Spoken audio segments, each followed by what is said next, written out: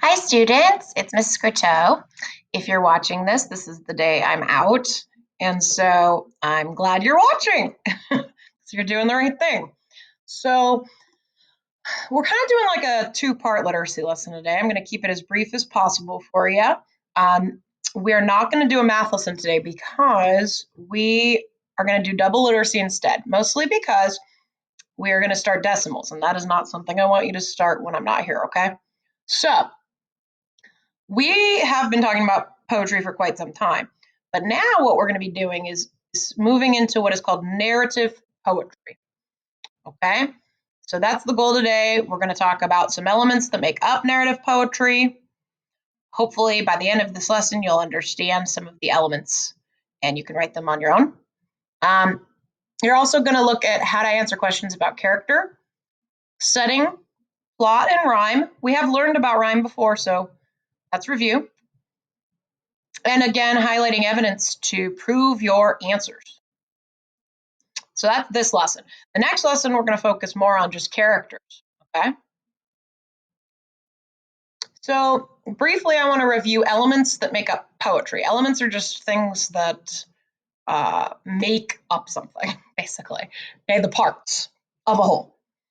So if we're thinking about elements of poetry, right now I'm asking you more about structural elements. What has to be included to make something a poem versus just a regular story, some kind of a fictional story. And I want you to think in your head, see if you can remember any of them. These are not necessarily the storylines of poems that I'm talking about, but more like what has to be included in a poem, okay? So my first hint to you is think about poems are usually separated into chunks, right? What are those chunks called? Within each chunk, there are lines, but there's usually a name for that that's not just line, it's something else. What is that called? What is it called when we have a pattern of rhyme? What is the name for that? What is the name for the syllable count when you're looking at one line of poetry? And what is it called if something keeps repeating in poems? I think I mentioned all of them. Those are the things we've talked about so far that are elements. Let's see if you can remember any of them. You might want to pause, review all the things I just said if you needed hints. You don't have to write this anywhere. It's just a thought game, essentially. Here you go. Stanza. Stanza is that paragraph structure. Okay, it's a chunk of a poem, a group of lines that go together. Verse within poetry is just a line of a poem. I've seen it referred to in multiple different ways. Sometimes people say it's something else. We're just going to focus on it like we've learned, which is a line of a poem is a verse. Okay, so stanza is the bigger one, the paragraph, verse is the line. Rhyme is obvious, it's in words have the same ending sound. And that usually happens at the end of a verse of a poem. So you're looking at one verse, you're looking to the next verse. Sometimes they rhyme in order. Sometimes it's every other verse that rhymes. Sometimes there's no rhyme at all. These are just some of the elements that make up poetry. They don't have to be in every single poem, right? Now, stanza and verse pretty much do, though, because otherwise it's not really a poem. Okay. Rhyme scheme is what is the pattern of rhyme? Do two verses in a row rhyme, and then the next two verses, and then the next two verses? Or does it skip? This verse rhymes, this verse doesn't. This verse rhymes, this verse doesn't, right? Does it flip-flop? Remember, we've talked about that. That was actually something some of you had a lot of trouble with on your test, so you may want to go back and look back up at rhyme scheme in your old posters. Meter is the syllables in a verse. So when you're looking at a word, right, for example, if I just looked at this right here, this title, quick review of elements of poetry, okay? You're counting the emphasis on each part of the word, the syllables, okay? So this is a 1-syllable word, 2-syllable word, 1-syllable word, elements, 3-syllable word, 1-syllable word, poetry, 3-syllable word, okay? And you're going line by line to see how many syllables are in each line. That's what meter is. Rhythm is sort of that flow and that musicality that poetry has. And repetition is if like a specific line or a specific couple words keep repeating throughout the poem. Now, this is what makes a poem, but there are different types of poems, right? Kind of like there are different genres in books. You know, you might pick up a history book, you might pick up a science fiction book, you might pick up a poetry book. There are different styles. And so within poetry, that's also true. There are different styles. And we are now going to go into what are elements of a narrative poem. Poems, no matter what genre the poem is in, no matter what style the poem is in, will probably have some of these structural elements. Okay, because that's just the structure. That's like the base of the building, right? The outside of the building, from this house to that house to that house, they might all be painted different. They might look different. The structure might be the same. And I want you to think of this as the structure, the base of a poem. And I want you to think about the genre as the painting on the house, okay? Because different genres are going to look different ways, but they still might have these same structures underlying them. All right, now, like I said, we're going to move into narrative poetry. But look, here's all these different kinds of poetry, different kinds of poems, I should say. All of these may have some of these underlying structures, right? But they're all different. Sonnet, haiku, which we will be learning about soon, ballad, epic, drama, pre-verse, diamante, cinquain, limerick, and narrative. These are just some, by the way, but they're some of the more common ones. This year, we're not going to learn about all these because this is something you're going to learn as you get into the older grade levels. However, we are going to learn about narrative this year. We are going to learn about haiku. And you've seen some of these other ones already in class. We just haven't necessarily specified the category because that's just not our goal this year, okay? However, over the course of the next week and a half or so, we want you to be able to understand what is a narrative poem, what makes up a narrative poem, okay? So we know that it may have some of these other underlying structures, but what makes it a narrative poem instead of a sonnet? Or a narrative poem instead of a limerick, right? What is it that makes it a narrative poem? So here it is. Oh, this is actually pretty simple. A narrative poem is story told in verse, so it has to be in the poem structure, like we talked about. It has to have a poem structure, because otherwise it's just going to be like a regular old short story, right? Otherwise it's not a poem. So it has to be in the poem structure to be a narrative poem, obviously. And this is the biggie. In order for it to be considered a narrative poem instead of some of those other categories we just mentioned, like sonnet and ballad, it has to have a plot. So a plot is like the beginning, middle, end of a story. You know, if you think back to narrative writing, we have that story mountain that goes, you know, beginning, middle, end. And so it can be very simple, by the way, because there are some narrative poems that are like this big. But as long as it has some sort of a beginning, middle, end, some events of some sort that happen, that helps. It also should have some kind of a character. So it's not just the poet speaking necessarily, it's some kind of a main character. That main character may be the narrator, but they're a main character.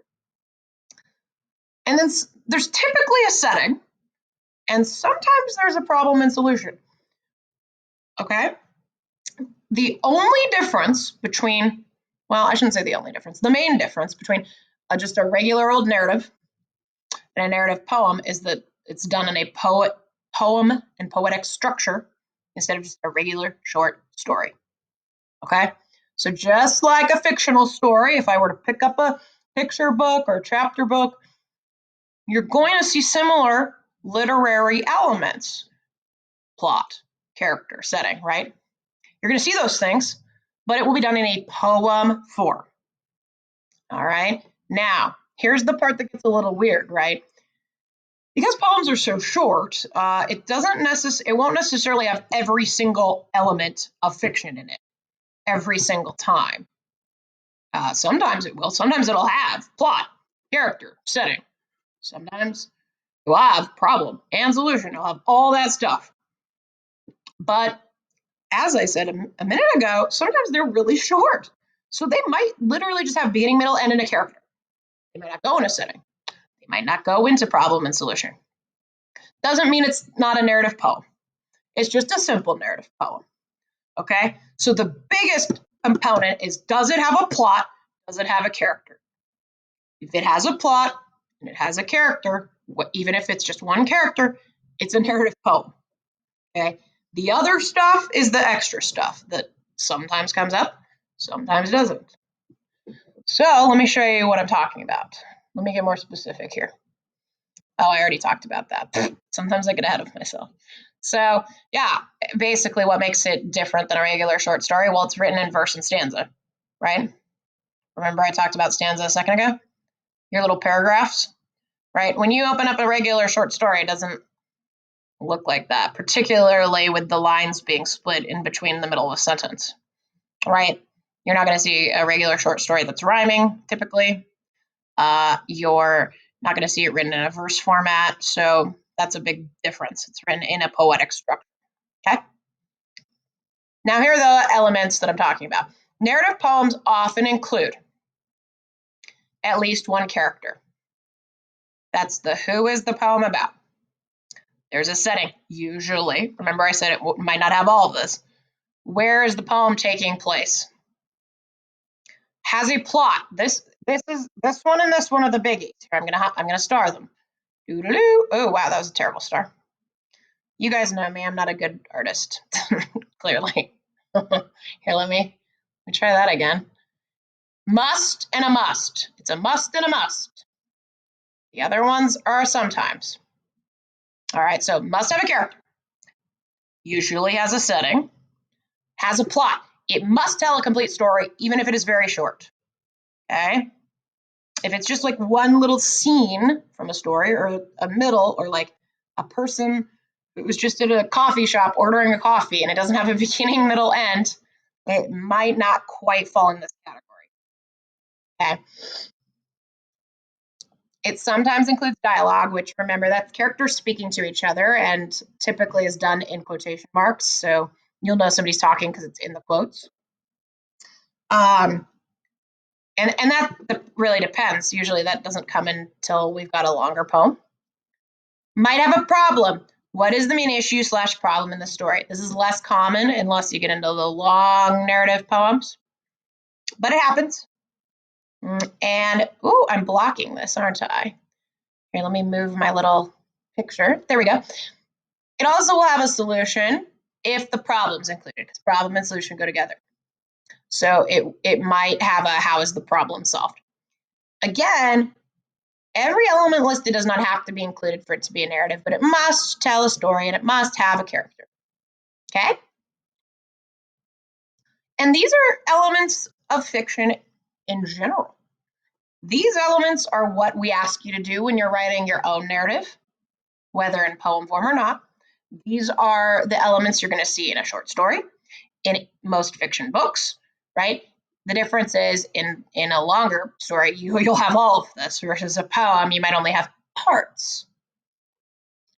All right, so today's goal is we want to look for these narrative elements within a couple poems. So we're going to answer some of these questions to the left here in this box. For each of the 3 poems we see, we're going to see 3 poems. And today, we're going to just use 1 sentence response because we're just practicing. But we have to highlight our evidence. That's the most important part today. And we're going to color code our evidence based on what narrative element we're looking at. So, for example, The first question says, how many characters are in this poem? And you can answer that pretty simply. There are 3 characters in this poem. There is 1 character in this poem, right? Boom. However, gotta highlight your evidence. Today we're highlighting character evidence in yellow. Please follow the structure because then I'll know you actually understand it. If you highlight characters in blue, I'm going to think you don't understand what a character is. Setting. What is the setting of the poem? Highlight evidence in green. So setting, remember, is like, where is it happening? Sometimes the setting might not be very obvious in a poem, or it might be something like nighttime, daytime, spring, instead of being really specific, like, I'm in a ship in the middle of the ocean in the year 1493. It's not going to necessarily be that specific in all poems. So you got to look a little harder sometimes. What is the poem about? The plot. So here, I'm going to move this again. You need to highlight at least one part at the beginning, one part in the middle, and one part at the end. So think events. What event signals the beginning? What event signals the middle? What event signals the end? I need to know that there's a plot structure, or else how are we going to know it's a narrative poem, right? And then does the poem rhyme? It might not. So if it doesn't, you'd say no, and you wouldn't highlight anything. If it does rhyme, you're going to say, sorry, I just dropped my ring. You're going to tell me at least, one example of 2 rhyming words in pink. So 2 words that rhyme, you're going to highlight them both in pink. Oh, I forgot to read this question. What is the poem about? So you're going to sum that up, in your words really here. And that's based on the plot question. The poem is about blah, blah, blah. And you can list all 3 parts of the plot, or you can condense it and summarize it a little bit. This is probably the harder question to answer. All right, so look, the first one I'm going to do. The second one I want you to do with me. The third you're going to try on your own, like usual.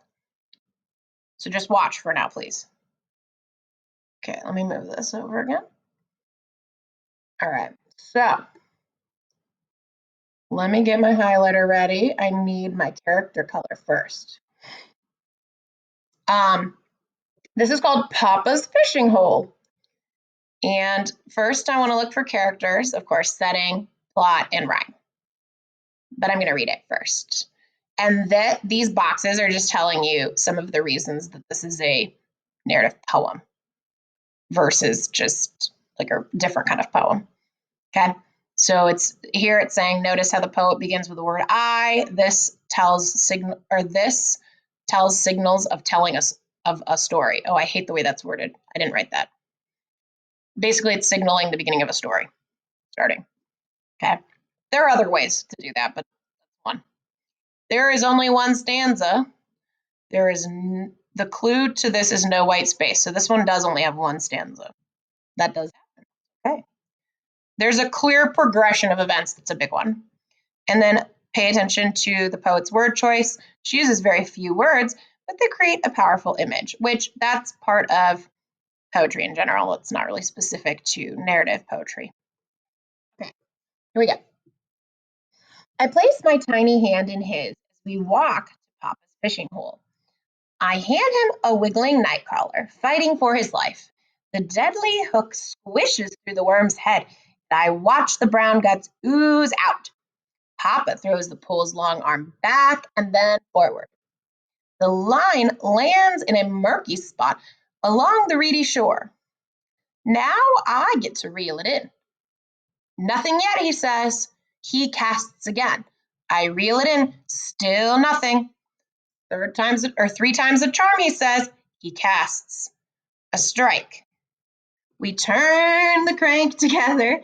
The fish jumps from the water, and his colors form a rainbow as he arches his body above the reeds. My papa handles him with the skill of a master as I stop helping to watch him work. A stiff jerk, quick reel, a stiff jerk again. Fish doesn't have a chance, I yell. I know, he says. Okay, so it's just appears to be a dad and a son, maybe a daughter. It doesn't seem like the gender is totally obvious. that I recall. I don't see him saying son or daughter in here anywhere. Two people, fishing trip, right? Son or daughter and dad. So one of the characters is the narrator. That's why it's going in the first person of I place my hand in his, as we walk to the fishing hole. So one of the characters is the narrator. They're the one telling the story. So in this case, you would say I as one of the characters. And you don't have to necessarily highlight that multiple times. I is one of the characters, whoever the kid is in this story, the father or the daughter or son that's on the fishing trip with dad, they're the I in this poem. And then the dad is the other one, and it mentions it a couple times. The main place where they first mentioned it being Papa is here, because here they're just talking about they're going to Papa's fishing hole. They don't say who the we is yet exactly. I mean, you can assume it's probably talking about the dad, but this is the first time they officially say it's dad or Papa. To be fair, some people call Grandpa Papa, so it also could be their grandpa. It doesn't really matter though, because we've got their two characters. Doesn't matter if it's their dad or their grandpa. So we could mention Worm, but Worm is not actually a character because he's not actually participating in anything in the story. It's just helping to move the plot along. If it was a talking animal, we might want to include Worm, but the worm isn't actually a character. It's just there. Same with fish. Fish doesn't speak to the papa and the son. Fish just gets caught. Poor fish. So if that animal were to speak or be a big part of the plot, maybe we would include it, but that's not really what's going on here. So I see two characters, okay, which I'm going to answer that question actually at the end. Right now, I'm just going to highlight, okay? What is the setting of the poem? Well, they said they went to Papa's fishing hole, right? And they're also on the water, though I'm trying to remember if they mentioned that at any point. So let me get my green highlighter. Okay, they went to Papa's fishing hole.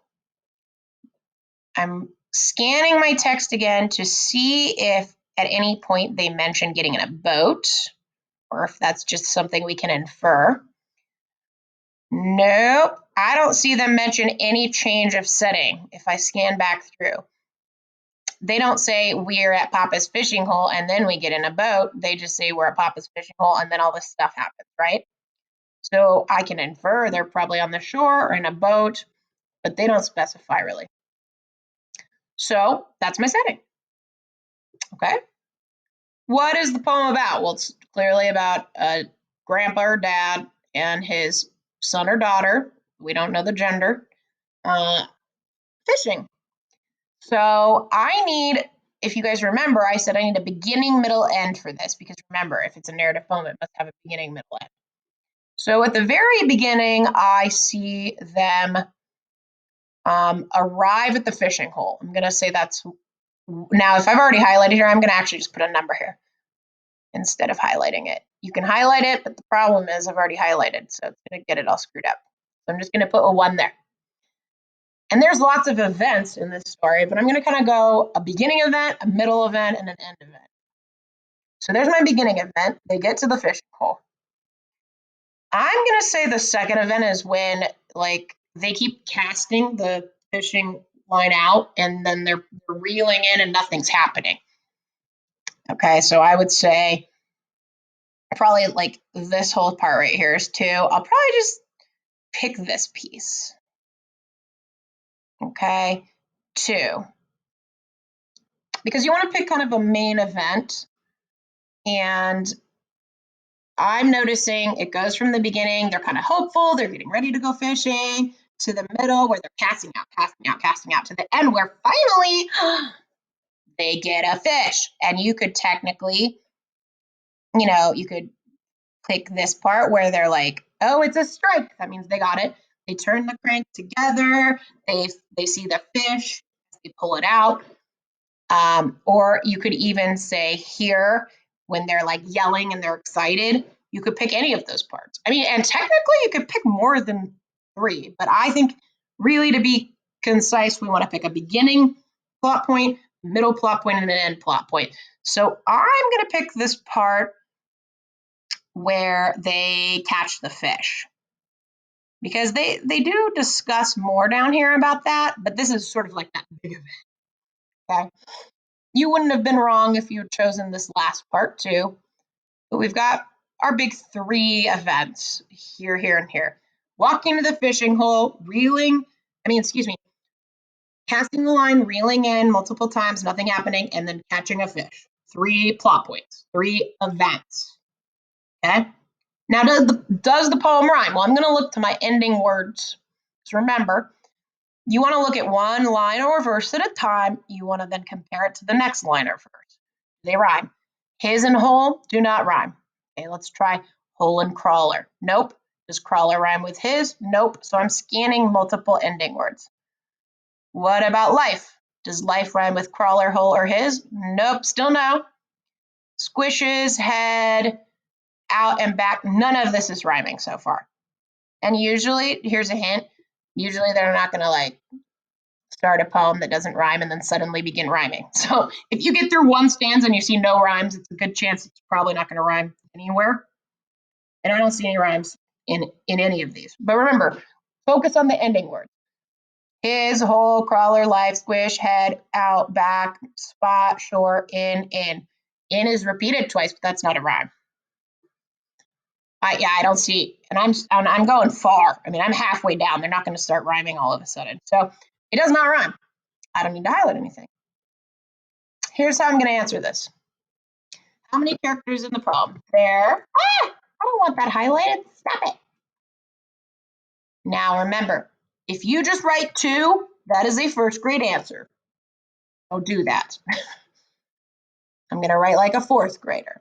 Actually, technically, I'm not even writing like a 4th grader right now, because 4th graders would write 3 sentences. So we're going to write like a 2nd grader right now. But even 2nd graders should know how to write a sentence. So here we go. Oh my gosh, it still wants to highlight. That's okay, I'll fix it after. There are 2 characters in this poem. Okay, now I said oh my gosh, lucky us, we're only writing 1 sentence today for each one of these questions. How lovely. But again, it's a complete sentence. It's not 2, it's there are 2 characters in this poem. We are using wording of the question within our answer.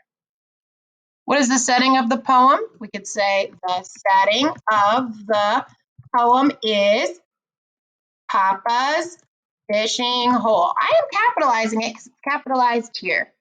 And a lot of times, like in a setting, if it's a specific place, it is capitalized. If it just said a lake or a beach, it's usually not capitalized. But if they've given it a specific name, it's his. And if you're not sure, look back to the text and see what they did. Okay. And by the way, the order I'm doing this in is what I'd recommend for you as well. Read it once all the way through without highlighting, then read it again, highlight it, then answer. Okay? You don't want to cut corners. This is the hardest one, but guess what? I'm not going to relist all of these things. I can summarize. I can say the plot is about a kid and I'm going to guess this is grandpa. Because usually you'd say dad or, I never called my grandpa Papa, but I've heard many people do. So my inference here is Papa is probably grandpa. Because I don't hear a lot of people modern day say Papa about their dads. So I have to infer a little bit, but that's what I'm going to go with.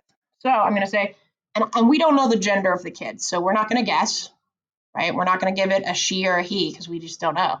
So we're going to say, the poem is about a grandpa and their grandchild, we're going to keep it genderless, on a fishing trip. Boom. The end. Right?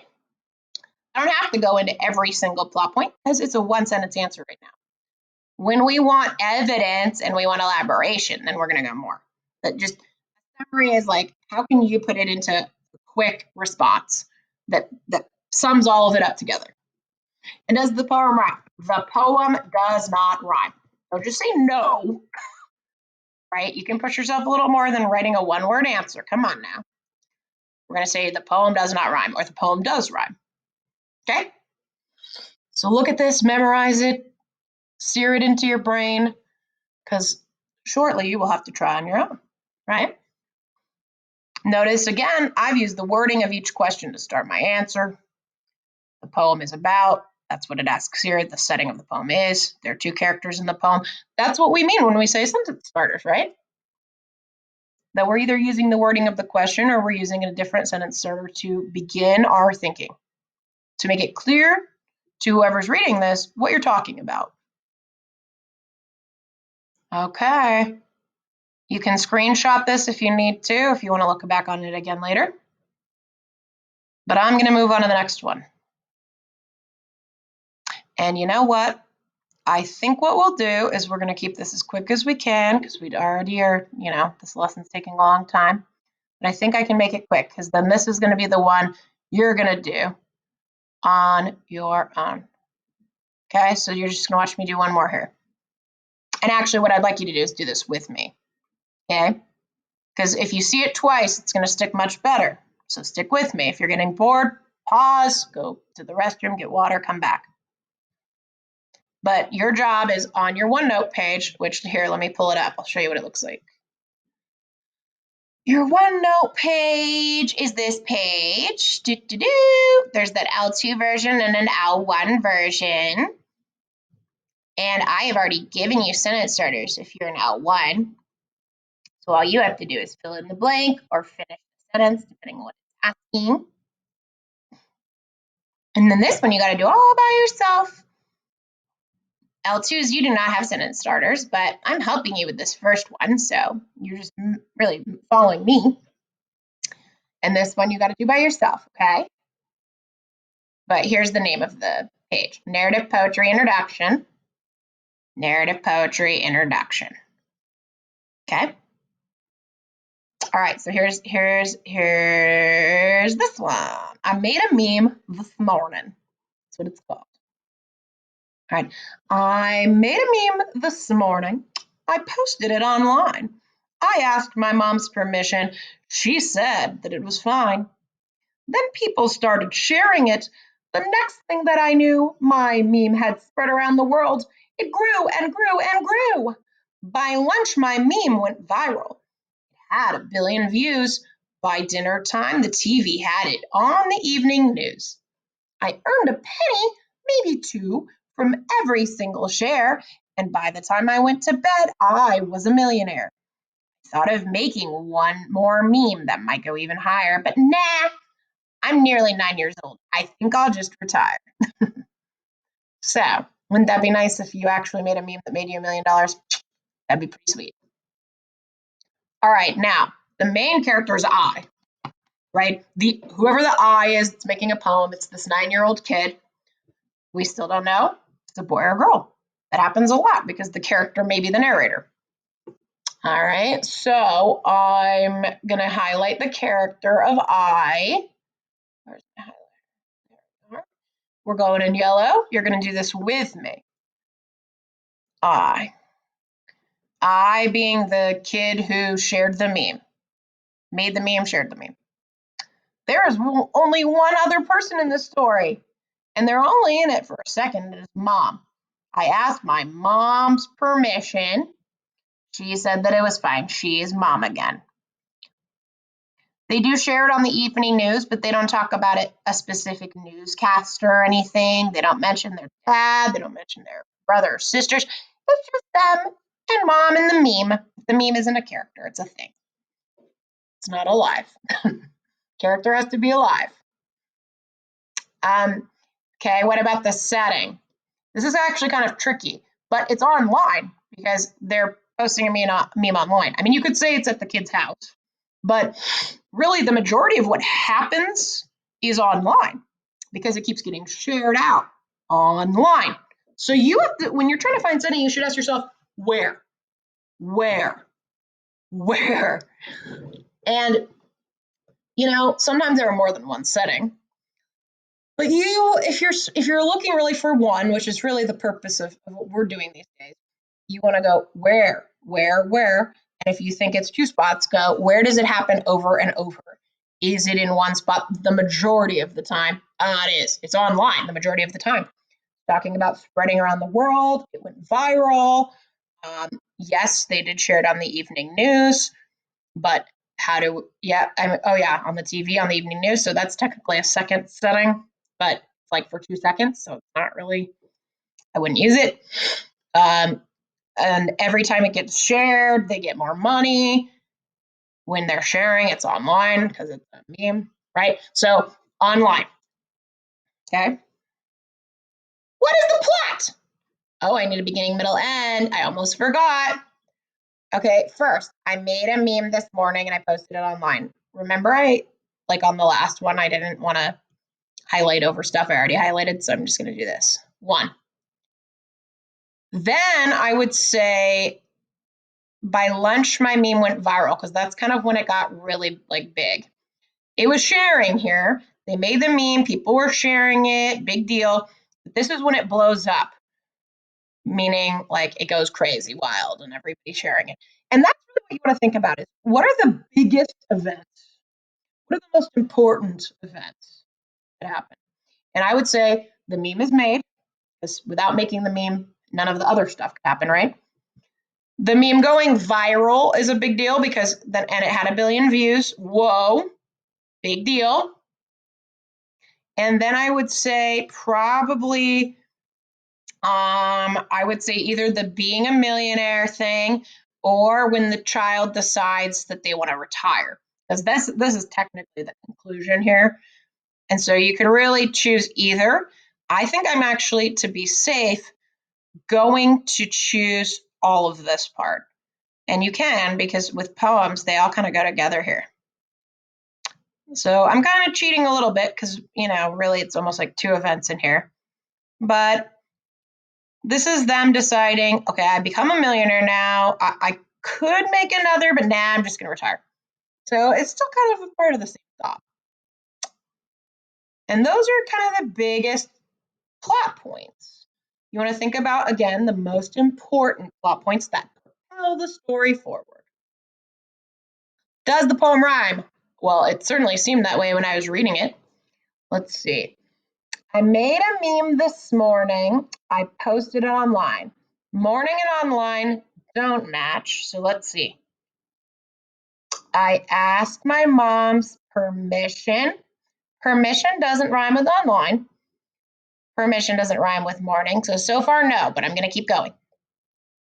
Because it seemed like it rhymed when I was reading it, or maybe that was just the rhythm. Let's find out. She said that it was fine. Oh my gosh. Fine and online rhyme because they have the same ending sound. Woo-hoo. Okay, I already did that green, so I'm just going to put a little pink thingy right there. And I said you only had to show me one piece of evidence, didn't I? Could you pick more? Definitely, because when we keep going, like look, new and grew rhyme. It and world don't, so I'm going to skip it. Viral, views, it, news. So some of it rhymes. Views and news rhymes.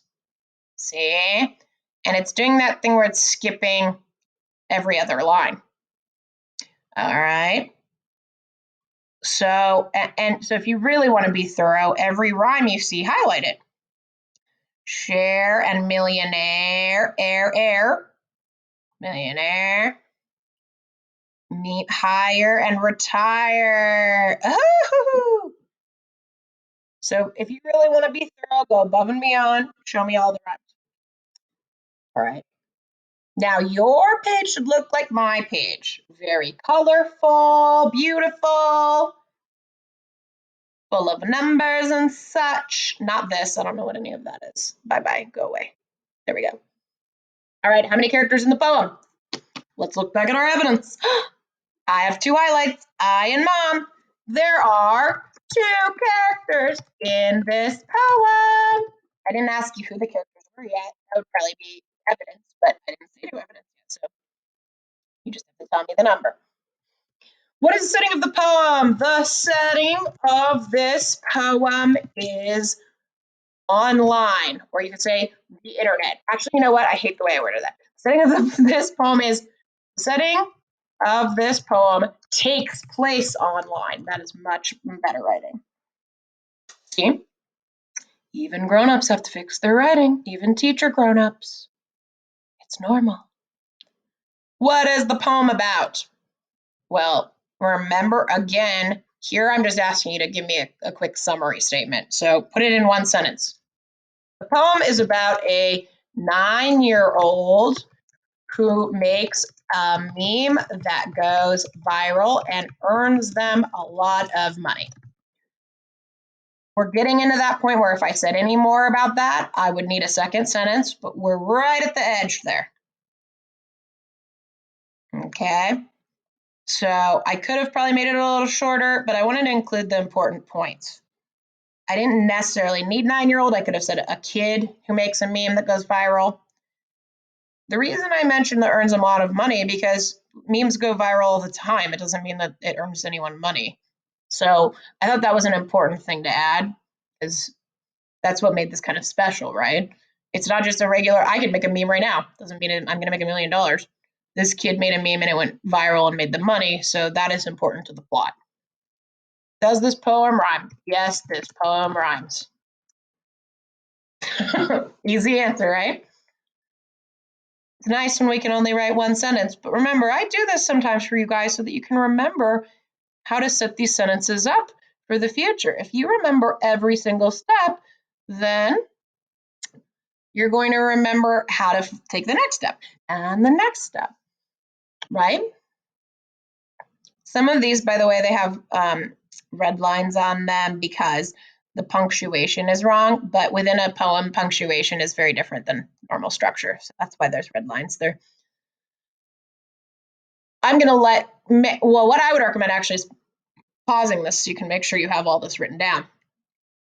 And then what this should do for you is it should really help you when you get to your third poem, which I'm going to show you on the next page. If you are an L1, you have sentence starters already. Okay, so use them.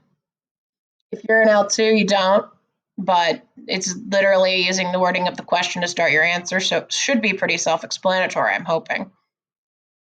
Okay, I'm moving pages. If you haven't taken a picture yet, if you haven't copied it yet, pause here. Here we go. Now, Timothy Toppin. That is a fun name to say. Timothy Toppin is my little guy, my little character. This is my poem. I will read it to you once just in case you need it. And then you're going to follow the same steps. You're going to read it. You're going to highlight. You're going to answer. Read it, highlight, answer. Okay, here's the poem. Timothy Toppin climbed up a tree. He would not come down. He climbed to the tippity top of the tree. He would not come down. His father and mother were begging him, please. His sister and brother were down on their knees. Timothy, Timothy, don't be a tease, but he absolutely would not come down. Timothy Toppin climbed up a tree. He would not come down. He climbed to the tippity top of the tree. He would not come down. I can touch the sky if I try, said he. There isn't a thing that I can't see. And what's even better, you can't see me, so why should I ever come down? Timothy Toppin stayed 70 years. He would not come down. His mother and father were close to tears. He would not come down. And then, when he was 74, he climbed on the trunk and he walked in the door. And he said, I don't want to stay up anymore. And that's why I finally came down. Whoa, Timothy Toppin. That's commitment. Okay, so there are actually more characters in this than the other two we just read. So hint, hint. You're going to finish this up. And there's going to be another quickie literacy lesson today too, because I said we're going to do double, but this one should be very easy because most of this has been guided. So this on your own should only take you about 10 minutes. That's about how long it took me on mine. But you're not done. You're going to want to watch the other one after this. Thanks, everyone.